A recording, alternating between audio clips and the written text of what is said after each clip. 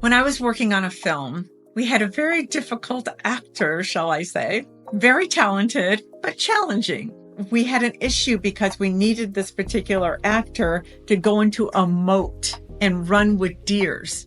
And the deers were tame and they were wonderful. She was saying, I can't do that. And I don't want to get dirty. And I'm afraid. And I'm this and I'm that. Just kind of being a drama queen. I was looking at that and thinking, what should I do about this situation? Because I was a producer on it. And I went down and talked to her and said, this is what we really need for the scene.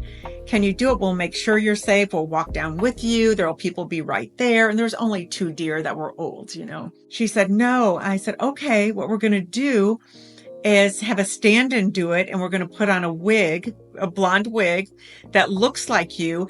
And we're going to have that person run around this moat and then come in contact with the deers. When I said that, I was like, no, I don't want anyone being my stand-in. I'm going to do it. And I said, but when you work with other people and when you're on a set, it's very important to be, part of the team. Instead of just saying, no, I don't want to do it.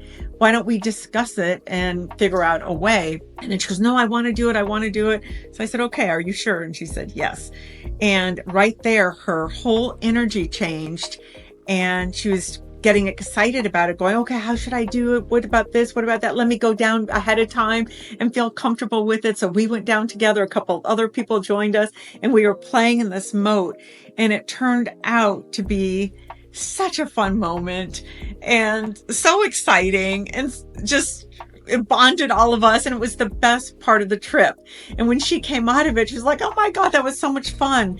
And what happened was trust built and new bonds were formed. I think all of us were elevated to a state of don't be so locked into what you've been doing in the past. And if you change your energy and just change your feeling about something new could come in.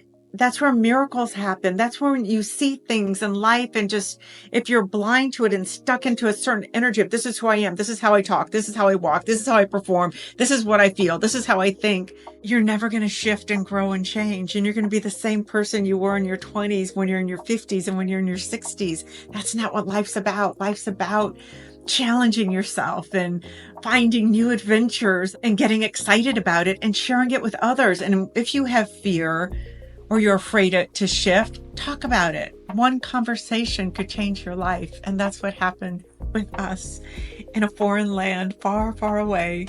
We all came back, changed, bonded, and solid.